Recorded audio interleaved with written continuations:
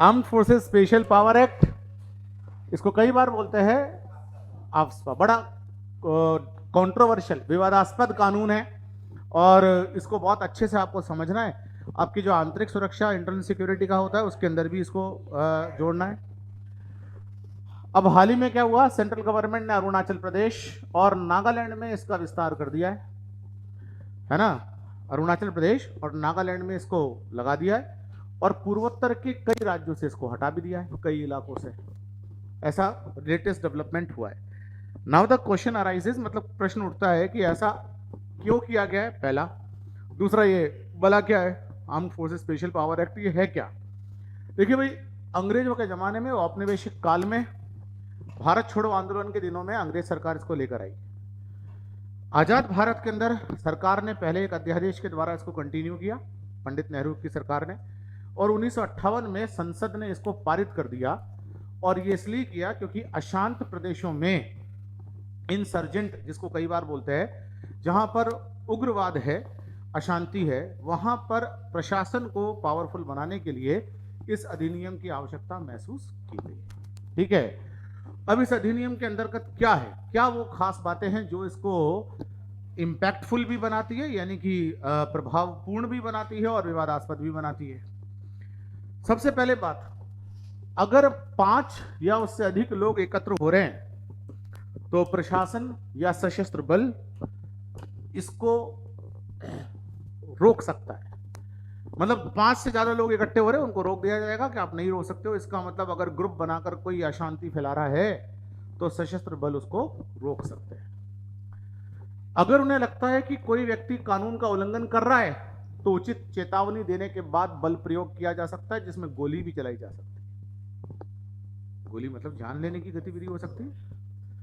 यदि उचित संदेह मौजूद हो तो बिना किसी वारंट के तलाशी ली जा सकती है घर में घुसकर।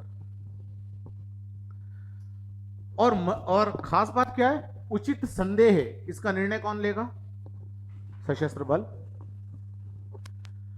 है ना। जनरली किसी के भी घर में तलाशी लेने के लिए वारंट की जरूरत होती है, सर्च वारंट बोलते हैं उसको, उसमें इसकी जरूरत नहीं है। गिरफ्तार किए गए या हिरासत में लिए गए किसी भी व्यक्ति को उन परिस्थितियों का विवरण देने वाली एक रिपोर्ट के साथ निकटतम पुलिस स्टेशन को सूचित कर दिया जाता है और बता दिया जाता है कि इसको अरेस्ट क्यों किया है। ये बातें बड़ी सिंपल नहीं है, ये इस कानून को बड़ा कठोर बनाती है। और ये कानून कठोर है और इसके अंतर्गत कुछ और भी प्रावधान है।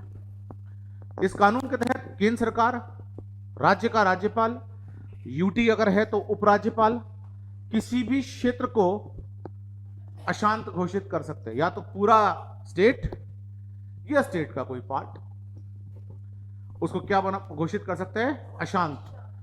और जब भी कभी ऐसा होता है, ऐसा कब होता है? किसी क्षेत्र के अंदर धार्मिक मतभेद है, नस्लीय मतभेद है, नृजातीय मतभेद है, जातीय मतभेद, नृजातीय का मतलब होता है एथिकल कॉन्फ्लिक्ट्स, ये सारी चीजें अगर हो तो ये हो सकता है।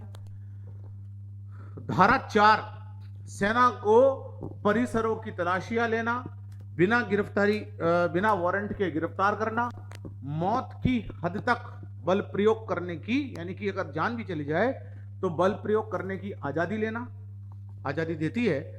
और किसी भी प्रकार के आश्रय इत्यादि की तलाशी की ली जा सकती है। एक फैक्ट्री है, उसके अंदर घुस गए, एक लोगों का घर है, उसके अंदर घुसकर आप तलाशी ले रहे हैं। धारा 6 में क्या किया गया है?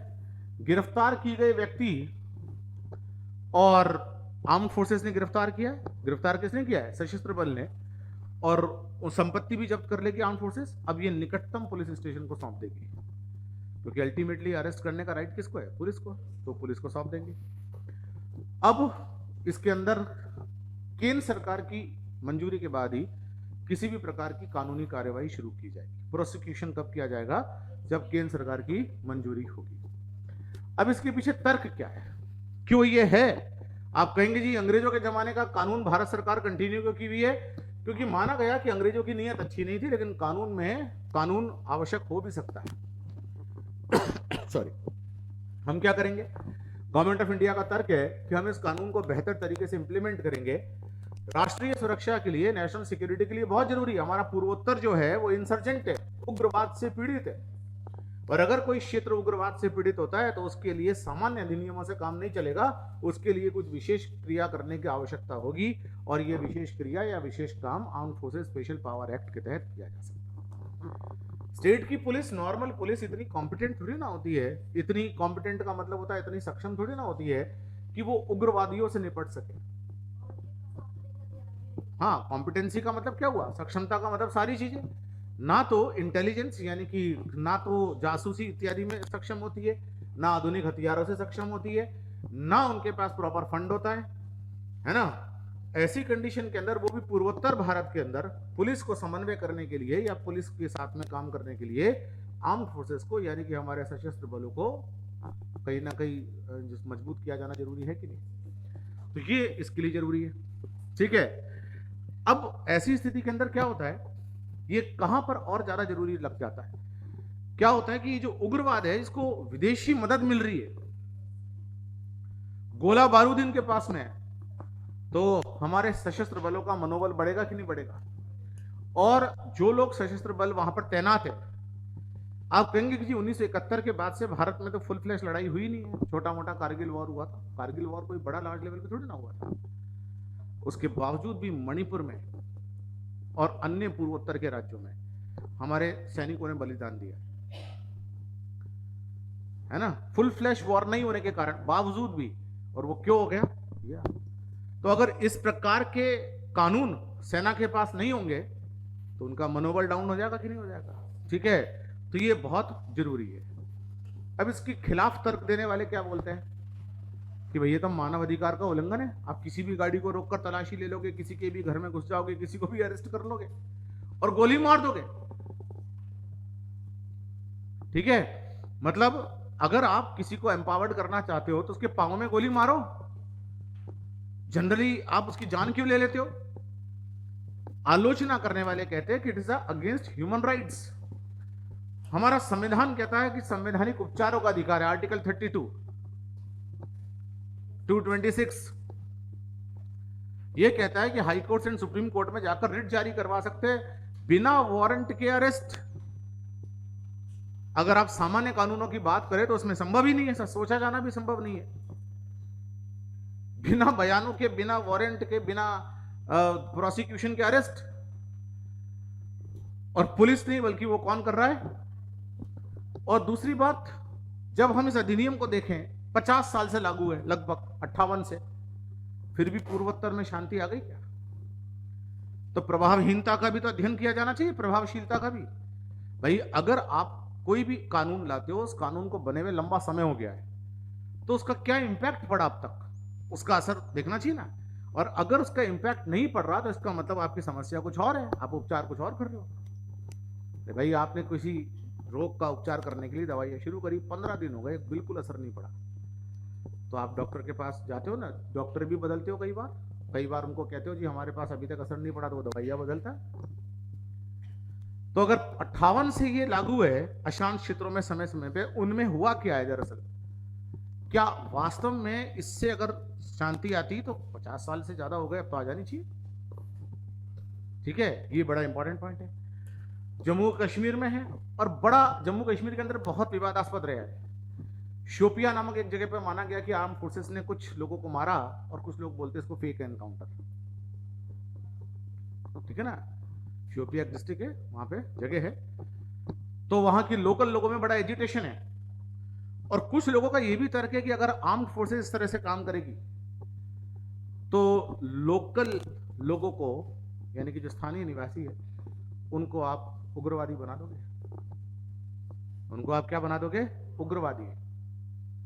जैसा कि कुछ लोग बोलते हैं कि भाई निर्दोषों पर गोली चला दी, वैसे ऐसा होता नहीं, कोई आर्म फोर्स निर्दोषों पर कैसे गोली चला देगी। लेकिन लोगों का यह मानना है कि उसके बावजूद भी कई बार ऐसा देखने में आता है कि कुछ मुठभेड़े, एनकाउंटर, वो वास्तव में फर्जी होते हैं, इसका उद्देश्य होता है कि इनको मारना है, आलोचना करने वाले कहते हैं।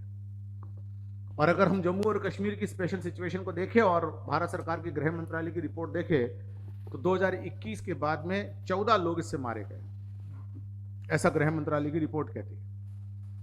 ये ऑफिशियल आंकड़ा, डेफिनेटली अनऑफिशियल ज्यादा होता है ना। तो ये बड़ा विवादास्पद रहा है। अब देखा जाए तो ये भारतीय सेना को एक पर्टिकुलर क्षेत्र में असीमित शक्तियां दे देता है, और संवैधानिक शासन की खासियत यह है कि उसमें असीमित शक्तियां किसी की नहीं होती है। एक संवैधानिक शासन का अर्थ ही क्या होता है? सीमित शासन। और आर्म्ड फोर्सेस को ऐसी शक्तियां देना थोड़ा सा दिक्कत है, और कुछ लोगों का कहना है कि मानव अधिकारों के प्रति तो जीरो टॉलरेंस है। भाई मैं मानव के रूप में पैदा होते ही कुछ अधिकारों के साथ सम्मिलित हो गए, वो है मानव अधिकार, है ना। उन मानव अधिकारों का उल्लंघन कर रहा है सीधे सीधे ये अधिनियम, ऐसा कुछ लोगों का कहना है। न्यायमूर्ति जीवन रेड्डी समिति ने 2005 में ये सिफारिश की थी कि ये एक खराब अधिनियम है, इसको समाप्त कर देना चाहिए। उग्रवाद का निपटारा करने के लिए जो है सरकार को विशेष दूसरे काम भी करने चाहिए, लेकिन armed forces special power act को समाप्त कर देना चाहिए। इस एक्ट को 1997 में चुनौती दी गई सुप्रीम कोर्ट के अंदर, और इस पर सुप्रीम कोर्ट ने एक फैसला दिया और ये कहा कि 5 न्यायाधीशों की न्यायपीठ थी, समिति की रिपोर्ट थी, समाप्त कर देना चाहिए, और इन 5 जजों की सर्वसम्मति से राय थी कि इसको बनाए रखना चाहिए, राष्ट्रीय सुरक्षा के लिए जरूरी है। लेकिन माना जजेस ने भी इसकी अवधि कैसी होनी चाहिए? अस्थायी, परमानेंट नहीं लग जाना चाहिए, कहीं पर भी लगे तो उसकी समीक्षा समय समय पर होनी चाहिए, और जब तक कि सामान्य स्थिति जो है वो बहाल ना हो जाए। दुरुपयोग को रोका जाना आवश्यक है। किसी भी अधिनियम की सबसे महत्वपूर्ण बात यह है कि अधिनियम का कोई ना कोई मोटिव होता है। बिना मोटिव के तो विधेयक ही प्रस्तुत नहीं होता भाई। विधेयक प्रस्तुत करने वाला विधेयक का शीर्षक और उद्देश्य बताता है प्रथम वाचन में, ठीक है ना। लेकिन साथ साथ में हर कानून का जो संभावित दुरुपयोग है, उस संभावित दुरुपयोग को रोकने की व्यवस्था भी होनी चाहिए, है ना। पोटेंशियल मिसयूज, अगर आप पोटेंशियल मिसयूज को रोकने के लिए यानी कि संभावित दुरुपयोग को रोकने की व्यवस्था बनाते हैं तो ये ज्यादा बेहतर फुल प्रूफ कानून बन सकता है। विवादास्पद है, लेकिन अब एक राय बन गई है भारत सरकार में भी, न्यायमूर्तियों ने भी 1997 में कह दिया कि आवश्यक है। तो आर्म्ड फोर्सेस को इससे लैस किया जाना जरूरी है। लेकिन आप भी अपने आंसर्स के अंदर हमेशा क्या लिखेंगे कि ये कानून विवादास्पद है, इसके दुरुपयोग को रोकने की कोशिश की जानी चाहिए। कभी भी आप ये नहीं कहेंगे कि इसको हटा देना चाहिए। क्यों? गवर्नमेंट ऑफ इंडिया नहीं कह रही, जज नहीं कह रहे, तो फिर आपको भी इस प्रकार की बातें बहुत तरह से। पहला तो armed forces special power act के विशेष प्रावधानों को बताइए।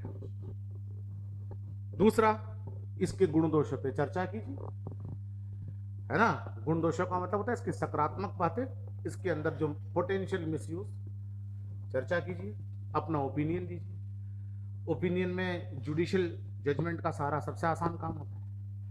किसी भी चीज में अगर जजमेंट आ चुका है तो आपको ओपिनियन वैसा बना हुआ है, क्योंकि as a citizen of India, है ना, सिटीजन ऑफ इंडिया, आप न्यायपालिका से बंधे हुए हैं भाई। आप न्यायपालिका के विरुद्ध कैसे जा रहे हैं? महिपाल, नैसर्गिक न्याय का सिद्धांत क्या होता है? नैसर्गिक न्याय का मतलब होता है अगर मैं कोई आरोप लगा रहा हूं राजन मिश्रा पर, ठीक है, तो मेरे पास वैलिड रीजन होने चाहिए कि नहीं होने चाहिए? आरोप लगाने वाले के पास, बचाव वाले के पास, बेचारे के पास क्या होंगे? मैं इनके घर की तलाशी लेना चाहता हूं, और ये गरिमा होनी चाहिए कि नहीं मेरे इनकी, कि जब तक वैलिड रीजन नहीं हो, मजिस्ट्रेट ने वारंट जारी नहीं कर रखा हो, मैं इनकी तलाशी नहीं ले सकता। फिर मैं अरेस्ट कर रहा हूं और गोली मारने तक के अधिकार रखता हूं, तो फिर तो न्याय के सिंपल सिद्धांत का उल्लंघन है। आपने गोली मार दी तो फिर न्यायपालिका किस लिए बैठी?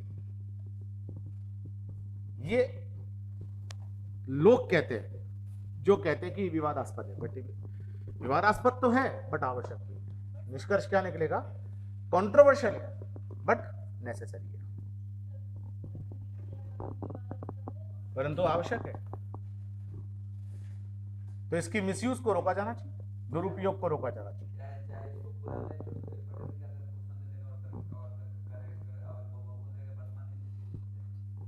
बिल्कुल। कई बार क्या होता है, लोग कहते हैं कि अंग्रेजों के जमाने का कानून है तो उनका तो उद्देश्य शोषण करना था। हम बोलेंगे कि जी कानून में दिक्कत नहीं है, कानून उन्होंने लागू किया था तो उनका उद्देश्य था फ्रीडम स्ट्रगल को दबाना, हमारा उद्देश्य उग्रवाद को दबाना। किस पे रखना है?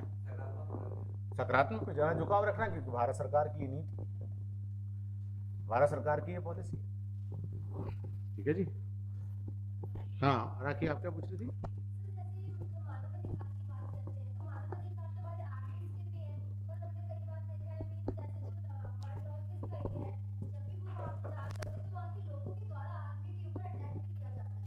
देखिए जी, ये जो बात है ना, ये हम लिखने में यूज नहीं कर सकते।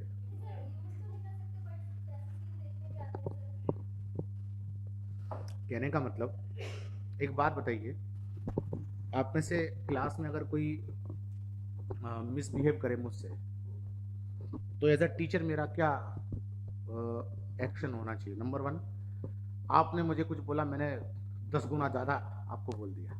नंबर 2, मैंने आपको कहा कि भैया आप क्लास से चले जाओ, फिर भी आप नहीं जा रहे हो, तो मैं बाहर जाकर बोलूँ कि भैया इसको हटा लो, नहीं तो मैं हट जाता। क्या होना चाहिए हमसे?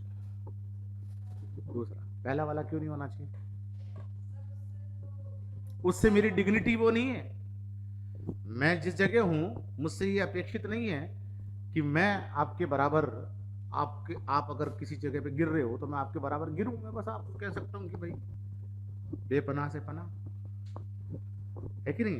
यही कह सकता हूं, यही कहना चाहिए। उसी तरह से जब आप न्याय की बात करते हो, जब आप क्या बात करते हो, आर्म्ड फोर्सेस पे अगर कोई पत्थरबाजी कर रहा है तो भैया पकड़ो और पुलिस में अरेस्ट करवाओ, है ना? आप उसको अरेस्ट कर सकते हो, लेकिन अगर आप उसको जान से ही मार दो तो न्याय के नैसर्गिक सिद्धांत का उल्लंघन हो गया कि नहीं हो गया? यानी पर व्यवहारिक सिचुएशन दूसरी होती है। कई बार क्या होता है, कानून इतने लिबरल होते हैं कि व्यक्तियों को लगता है इसमें कुछ नहीं होगा, तो कानूनों को इतना सख्त बनाओ कि उनको पता पड़े कि कुछ क्या नहीं होगा, तू ही नहीं होगा, टारगेट करके गोली मार देंगे तेरे को। मान लो एक आदमी रेगुलर लोगों पे पत्थर मारता है, कोई आर्म फोर्सेस पर, कुछ group, arm forces special power act अगर हुआ तो डरेंगे कि नहीं डरेंगे? उनको पता होगा कि ये अरेस्ट करके थाने में नहीं ले जाएंगे, ये गोली ही मार देंगे। ठीक है, तो उससे डर, व्यवहारिक सिचुएशन ये है जब ये है, लेकिन आप अपने आंसर्स के अंदर इसका उपयोग नहीं करेंगे। ये कहने के लिए उपयोग नहीं करेंगे कि उग्रवादियों के कौन से मानव अधिकार होते हैं। भाई क्रक्स की बात ये तो निकली कि उग्रवादियों, भाई तुम विस्फोट कर रहे हो और कह रहे हो हमारे मानव अधिकार है। तुम्हारे कहां से मानव अधिकार हो गए? तुम मानवों को मार रहे हो, जिनको तुमने मारा उनके मानव अधिकार नहीं थे क्या? है कि नहीं? लेकिन सभ्य समाज में यह माना जाता है कि भाई जिसने अपराध किया उसको सजा मिलनी चाहिए, ना कि सजा ऐसी नहीं होनी चाहिए कि खून के बदले खून, आंख के बदले आंख। ये सभ्य समाज की सजाएं नहीं है।